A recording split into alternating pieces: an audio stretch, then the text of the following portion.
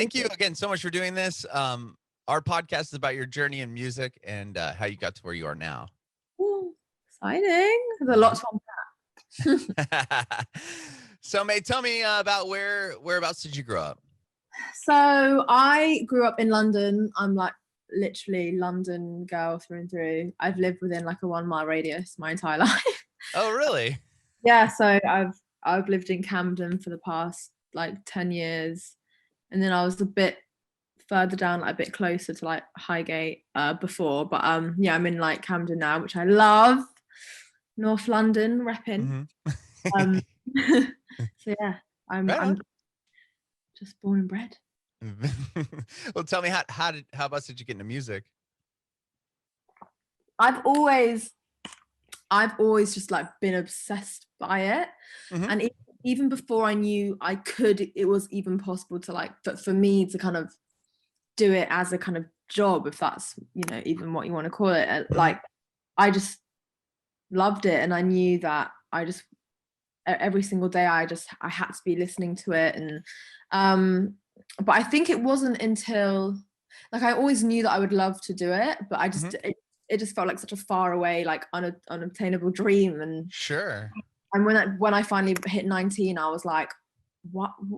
I'm just wasting my time. Like, you might as well just do the first step. But for a long time I didn't know what that first step was. And then a friend of mine just said, like, look, just put something on SoundCloud. Like, it's really as easy as that. Just like do it. Like, what's the worst that can happen? So I did that.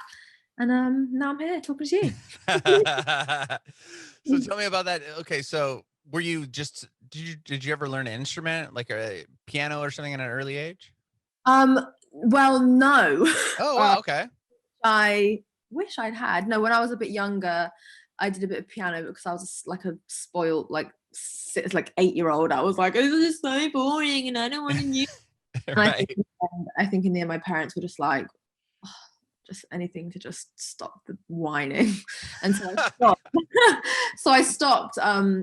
But recently, I've picked up the ukulele. I've been learning that because it just got to a point where I was like, not playing an instrument is actually, I feel like it's like stunting my kind of growth. And just to be able to like create at home and write at home with nobody around, not playing an instrument, it got quite difficult. So I was just like, I live with my aunt at the moment and she had a ukulele and I was like, I'm just gonna learn it. So I know 3 Billie Eilish songs already.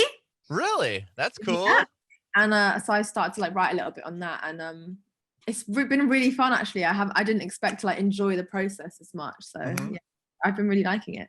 That's cool. With the Billie Eilish songs, do you have any plan to post them or do a cover on the ukulele? I would love to hear that. Like, because Billie Eilish's stuff is so like, it's just like dark and like it's very it was like her earliest stuff, so it wasn't as kind of like, it was more like, it was a bit like, cause I think her first, I think it was like an EP, Don't Smile at Me, like not yeah. So it's a bit more kind of acoustic sounding. Like there's a song called Party Favor, which I've been learning, which is literally like the verses are just like ukulele vibes. Oh, cool.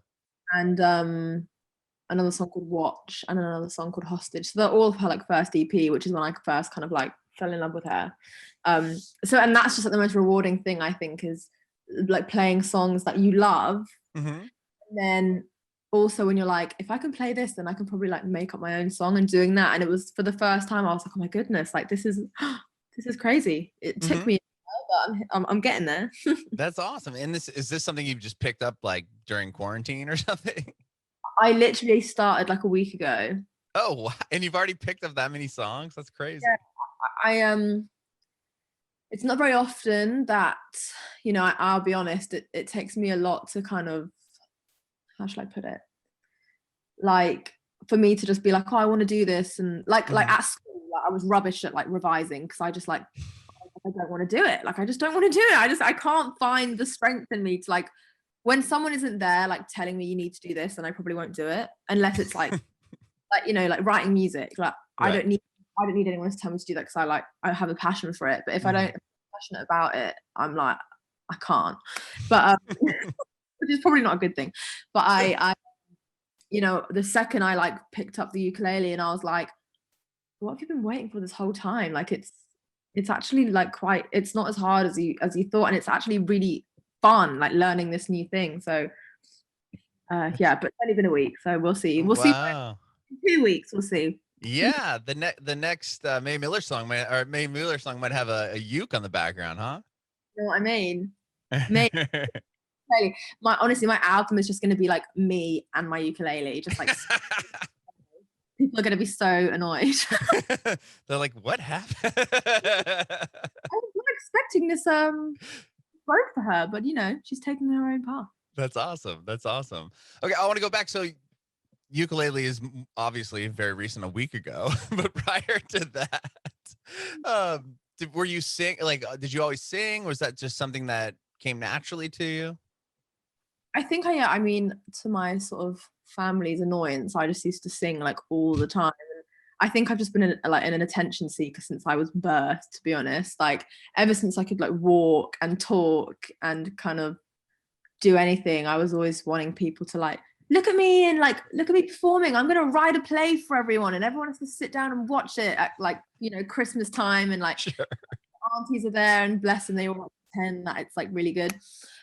So I just always loved to like put on a show and kind of be the center of attention, I suppose. I just found it a lot of fun, and I used to do a lot of creative writing. I think that's where the writing came in.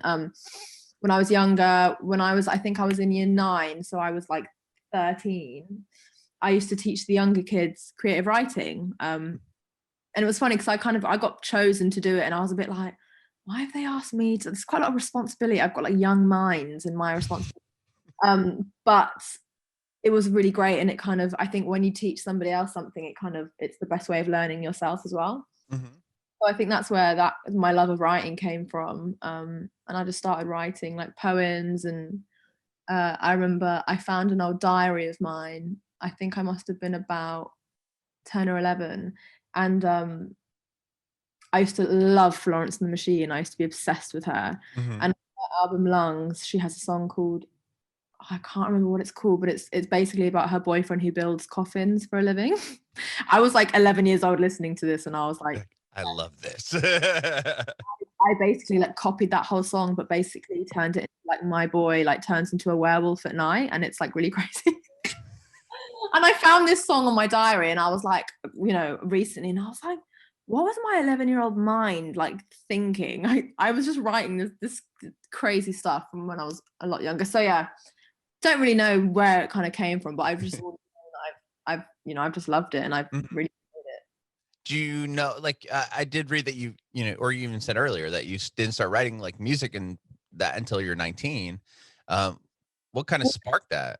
Well, I guess because obviously like I've always, you know, I've been writing songs for a very, very long time, but I think but as in like I didn't put anything out, like I didn't write a proper song like with the music and with a backing track and like a producer until I was like 18, 19. Okay. So which is completely new for me, and I think what sparked it was I was just so bored of like not being happy with my life. I was just like, I'm actually just bored of it. Like I'm bored of feeling like there's more to me, and that I'm not like fulfilling. Like I was just like, I just don't want to feel like this anymore. So I thought the only way to do that is to just kind of go outside your comfort zone and like kind of quit the cycle of just doing the same thing every day. And I had the song written. I'd written it like on a train on my way back from seeing my dad in Cornwall, and I just took it to a friend, like a family friend, and he like put some guitar to it and like produced it up a little bit, and then I put it on SoundCloud. And I think hearing it back, that's kind of was like, I could do this. Like this is something that I could, you know, it's not, I've already proved to myself that I can like make music and put it out into the world. And then literally ever since there, it just kind of like snowballed, and I got in contact with different producers and writers, and I think I just got better and better by like trial and error, I suppose. Mm-hmm. Mm-hmm. Well, like with that SoundCloud song, did that, it blew up, right? Isn't that kind of what happened? I mean, blew up is probably the wrong word. But okay. as in amongst like my friends and like my circle of friends, and I think it did reach people like that hadn't like heard of me before. But I got you know, managers and stuff started messaging me, and that was what was crazy, because I never ever even like dreamed that that could even happen. So then when I started getting these like DMs and emails from management, I was like, oh my god, like people, like this is not just like a joke. Like people aren't like laughing at me like I thought they would. Like Right. they're taking it serious, and they obviously hear something in me that I may not really hear in myself, if that makes sense. So, Mm-hmm. so then that's how, you know, I met people, and that's how it, like we really got the ball rolling, I suppose. Mm-hmm. And with that, like you said, managers start contacting you, and then at this point, are you continuing to write? So you put that one song out, and then are you just like, this is it? Like you're seeing stuff. Well, I think then, because I was literally like, I had no insight of like what the music industry was like in that kind of way. Like I didn't, Mm-hmm. so I did that, I put it on SoundCloud, and I was like, now what? Like now what do I do? Like I Mm-hmm. need. So then I went on Instagram, and I just said like, send me beats. Like I was like, if anyone wants to like send me any kind of like, you know, instrumentals or whatever, like just DM them to me. So I got a few people that would send me some stuff, and I wrote over that, and I put another one on SoundCloud, and then I started getting into like real rooms. Like my first real session was with a guy called John Calvert, and he's worked a lot of like Neo and Muramasa. So I was like, whoa, like this is proper. Right. And bless, he probably was like, who is this girl? Like she's just come from nowhere, she has no idea what she was doing. But he was actually really great, and I'm so happy that he was the person that I kind of started that kind of like professional journey on, because he really pushed me in my writing. And I would do something and he'd be like, oh yeah, that's good, but like I think you could really push it and make it sound, you know, like a bit more like you. And that was so important for me, because it showed that like there's always something else to add or tweak, which makes it like that much better. Like you should never just settle. And then yeah, ever since then I kind of just was jumping around and working with loads of different people until I found who really like resonated with me. And with that, so like you're just working with people, and then how did you like were you playing out? Like were you really, did you put like an EP together? Like tell me kind of So what happened with you. I released a few singles. My first single was called The Hoodie Song, which was like a slow jam, like sexy vibe. Mm-hmm.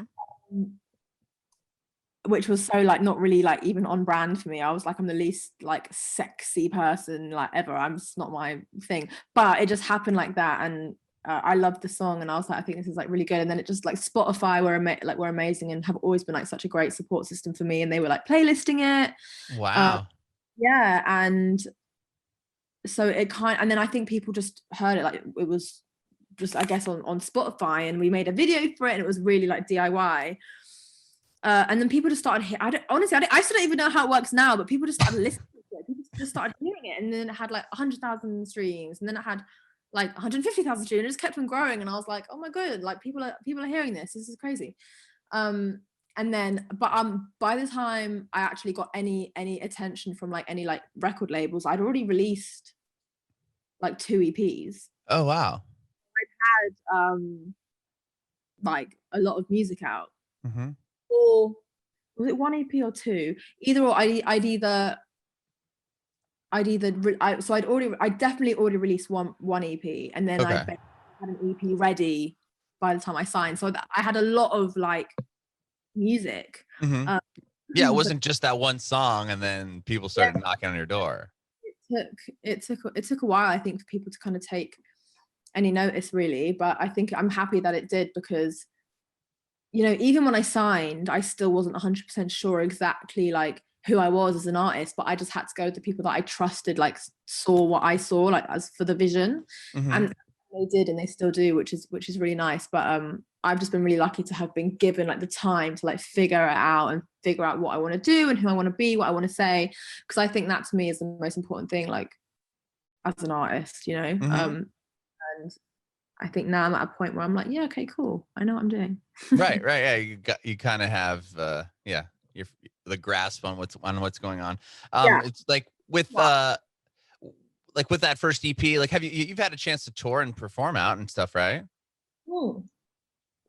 Yeah, thank goodness. I'm so lucky in that respect.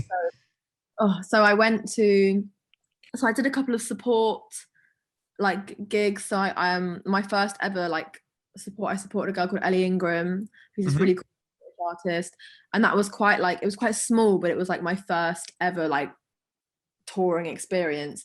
And we got to play, she played the Jazz Cafe, and it's such a like, it's like an iconic venue in London, and I was like, and I think the capacity is like 500 people, and I was like, I'm gonna perform in front of 500 people, like That's I a lot. Yeah.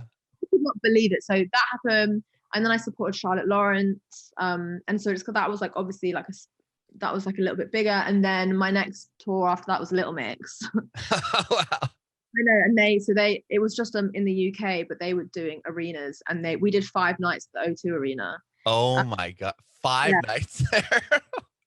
honestly, and one of them was on Halloween, so I dressed up as a Muller yogurt. Oh, I that's had a awesome. yogurt costume on, so that was yeah, moment to remember. And then after that, I went on my first headline tour, and it was around the UK, and we went to Europe as well. We went to Germany, France, and we went to so Paris, Berlin, and Amsterdam as well, which was amazing. But the show in London was just like incredible. And for the first time, it was like my gig, it was my show. There was like over 1,000 people there, and I was just like, that was like a penny drop moment for me. And that was in February this year. It was this year I had a show with over 1,000 people there. And then Oh, wow. next month it was like gone, dusted, done. Oh, oh my gosh. Like, even though obviously I was meant to be going on tour again this year, but it's like everyone's kind of in that boat together. But I was lucky that I just managed to get that in there. Yeah, just right under the You're not taking this away from me. Hell no. right. So you were like right before coronavirus hit, you were touring. And did Yeah. that affect you, or was that a show that you had done and then you kind of had some off time and then it happened? Like, kind of tell me where you were at. So the Little Mix, that was like that was October, November, Mm-hmm. and we had like December, like Christmas time, and then January I was sort of back in the studio, and then we went on tour again in February. So I was like literally on a high, and I was just like, I just want to do this for the rest of my life. Like, I love touring. It's my favorite part of this whole thing. So I was just kind of like, yeah, this is like the beginning of like the rest of my life. I was so excited, and then obviously the world shut down, and I was like, oh, but a bit annoying. But I think it just made me even, I think, and for everyone, it's just made everyone like even more what's the word that I'm looking for? Like grateful for those experiences. And now Mm-hmm. when live music does come back, the energy is just going to be so insane, and I think everyone's just going to be just so much like even more excited than they would be. So I think it's going to be like amazing when it happens. Oh yeah, it's gonna be crazy. People are so. I mean, it's gonna before people are playing, it'll be like over a year, like it, of people just like waiting. It's crazy. it's going to be nuts. So I'm really hoping that you know, it comes sooner rather than later, but we'll have to see. We'll have Yeah, to see. definitely. Well, the most recent release you put out was No One Else, Not Even You, right? That's the most recent thing. Tell me about that EP. So this EP is like literally my favorite kind of body of work that I've ever put out, because I really felt like musically it was just like a level up, and we're kind of exploring and like teasing like little kind of like different areas that we've not done before. Like, it's more pop than I usually have done, but that's kind of what I want to do. I want to be a pop star. Do you know what I mean? Mm-hmm. So that was really exciting, and I did a lot of it out in LA, which is really fun. Oh, really? Was that your first like kind of trip to the States? No, I've been quite a few times, but so like most of those songs were from like my last like trip there, um, which is really amazing, like exciting, because I just Mm-hmm. feel talent, you know, out there is just like crazy, and I feel like it always offers a different perspective, which I think is really important when you're trying to write and create. But yeah, it spans over like a 2.5, like there's one song on there that I wrote like 2 years ago where I was in such a different place, and but I think you can really hear like the growth, and I just listen to it, and I'm like, this is a girl that like knows what she wants, and like is sure of herself, and like doesn't take any BS, you know. Mm-hmm. I was like that, and that makes me feel good, because that's kind of how I want other people to feel when they listen to it. And I want people to be able to relate to the words, and I feel like they will, and that's kind of what I wrote it for. Mm-hmm. So to have it finally out in the world is pretty exciting. Yeah. Was it strange to release it? Because you had a record out and a couple EPs prior to this.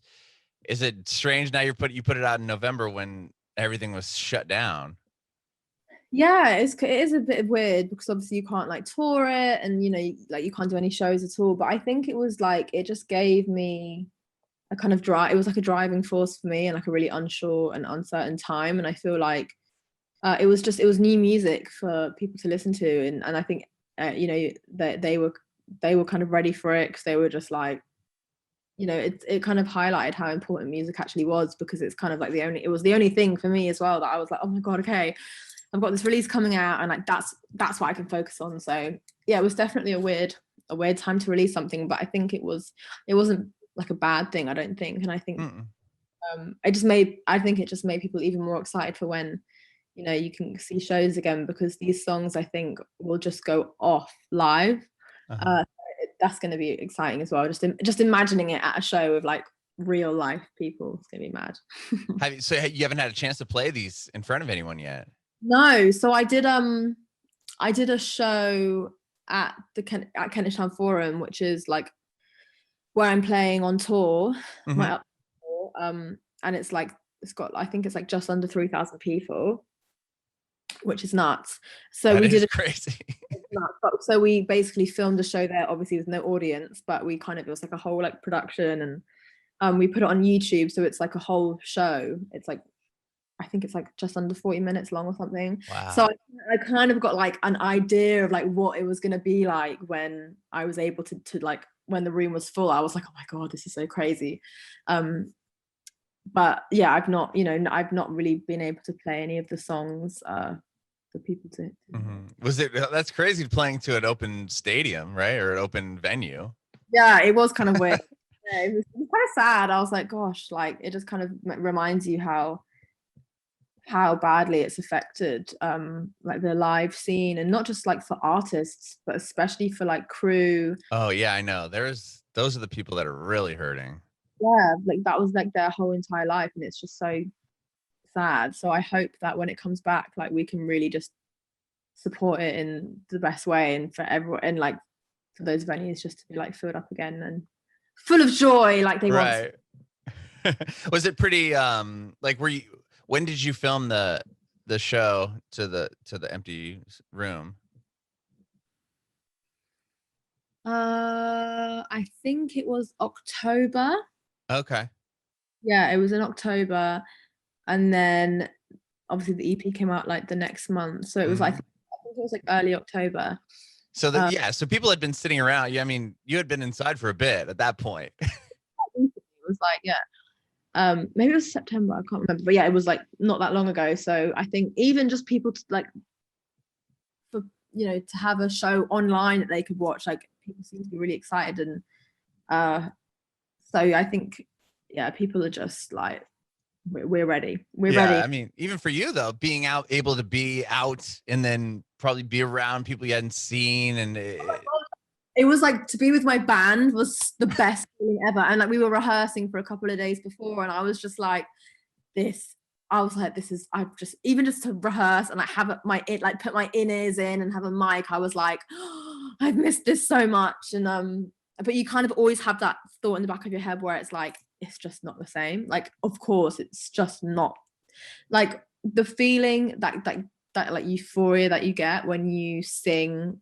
like really personal songs, where like most of them come from like a painful place. You hear like a whole room like singing them back, and they're with you like every step of the way. It's just like, you can't, no matter how many live streams, it's just nothing will ever beat that for me, or I think for like the person attending a show, Yeah. And for me, I missed going to shows as well. Like I loved going to gigs. So yeah, it's just, it's a crazy it's just a mad one. Crazy. I know. Yeah. It's weird. You'll like see like on Instagram, it was like, you know, your highlight of a year ago. And I mean, I saw one recently and I'm like at a show and it's like, that's so weird. Like at that point, at that moment, you'd never guess like a year later that everybody would be inside and wearing masks and all this. It's just it's just nuts. I mean, the fact that I literally cannot believe that I was on tour this year. Like, it just doesn't feel real. It feels like such a long time ago. Mm-hmm. I know. I guess that's what happens when you're staring at the same four walls for 9 months. I know. Oh my God, it's just awful. But hopefully, you know, it's the beginning of the end now and we can try and start to plan things, I guess. Sure. Yeah, it's looking like it. So hopefully. And you put out a video for Dependent, right? You know, a couple of days prior to the record coming out. Tell me about that video. Were you able to shoot that, or is that something that you had to kind of like social distance figure out, or was that shot prior? Yeah, I mean, no. So that actually, obviously, social distancing measured like had to be taken, and they have to be taken with like whatever we do now. Like everyone's wearing a mask. It's like if you're not on camera, like you're wearing a mask. Mm-hmm. You have to be like 2 meters apart. You know, everyone like you have someone like with a like hand sanitizer like running around, like making sure everyone's following you. It's the nuts, but we were so lucky because I mean, so the lockdown that just happened didn't really feel like a lockdown because, you know, you were allowed to shoot, like we were allowed to make videos, like that was like legal, so that wasn't part of the lockdown. So and I remember that shoot was it was the day after the lockdown got announced, so it was a really weird thing because it was like we're in lockdown, but I'm on set with like however many people. Yeah, X amount of people, right? Obviously, I was so happy that we were able to do this video and it was the best thing. But in my head, I was like, this is so silly that this is allowed, but like people can't go and see their fucking like dying grandma. Right. Or, sure. Like, eat outside. Like, yeah, it was just like it just makes you like the government do not know what the hell they're doing. But anyway, that was but the music video was yeah, amazing. And I've never really done like choreography or like I'm not a dancer, so but I just listening to that song, I was like, every time I listened to it, I was like, we need to dance in this, we need to have some choreo. So that was different and new and fun, and I had these my amazing girl gang with me. The dancers were just so like fierce, and it was good. It was great. It was a different experience for me, but I loved it. Was it fun like learning, because you said you're not a dancer? Was it hard to like pick up the choreography? So yeah, we had a half day of rehearsal the day before the shoot, and I turned up and I was like really nervous because obviously I worked with a choreographer, Suzette. She's amazing, and she so I've worked with her like before, but just on like movement stuff, never really like choreography. So I felt comfortable with her, but then I had these like 5 girls who were like amazing, and I was like, I'm like shook, like I'm so embarrassed, like why am I like the main person in this, because I can't even dance. But they were all so lovely, made me feel so comfortable. And then I got a bit of rhythm, you know, so I picked it up and it made me realize, I was like, maybe I should like do some more choreography, like this is fun. I really enjoyed it. So you know, you'll see more of it. Yeah, some more dancing in the more recent videos or the next videos. And since you've been inside, obviously learning the ukulele, like have you been working on new music? What do you have going on right now? Well, I've been in the studio. I mean, that hasn't shut down either. So I was actually lucky enough to go to Sweden. Wow. Yeah, I went to Sweden, even though now I think their like COVID is like skyrocketed. So I was like lucky that, you know, everything was fine. Yeah, but, every musician around the world's going there to like record or something. Yeah, I know, but it's kind of, yeah, it's all a bit twisted really, but the talent out there is insane. Yeah. And good. Yeah, so I was there for 2 weeks and I was in the studio every day, which was amazing. So yeah, I've just been like writing and making music just before. When it gets to this time, I'm a bit like, my brain feels a little bit like mashed potato. I'm a bit like, I don't know what I'm saying anymore, but I'm just like getting the emotion out in some, I don't know how I'm kind of getting it out, but yeah, so I've just been in the studio. I'm looking forward to having a bit of time though, where I can like replenish, get some more experiences and write about it as well. Very cool. Thank you so much, Mae. I really appreciate your time. I have one more question I want to know if you have any advice for aspiring artists. So I get this question quite a lot, and it's the same answer all the time. It is like, just stop comparing yourself. Like, just stop it, because I know it's kind of might seem like an obvious one, and it's easier said than done, but like, I spent so much time comparing myself to other people whose journey is just completely different from mine, that like it would never even make sense for us to be doing the same stuff.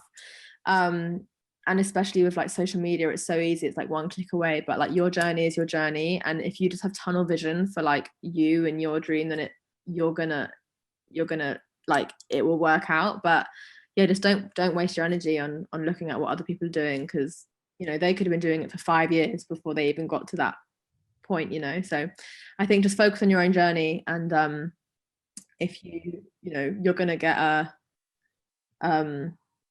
your feelings gonna get hurt a little bit, and you're gonna feel like, oh, maybe this isn't, you know, right for me, but it is. You just got to keep at it, don't compare yourself, and yeah, your journey is your journey. That, I think that's my advice.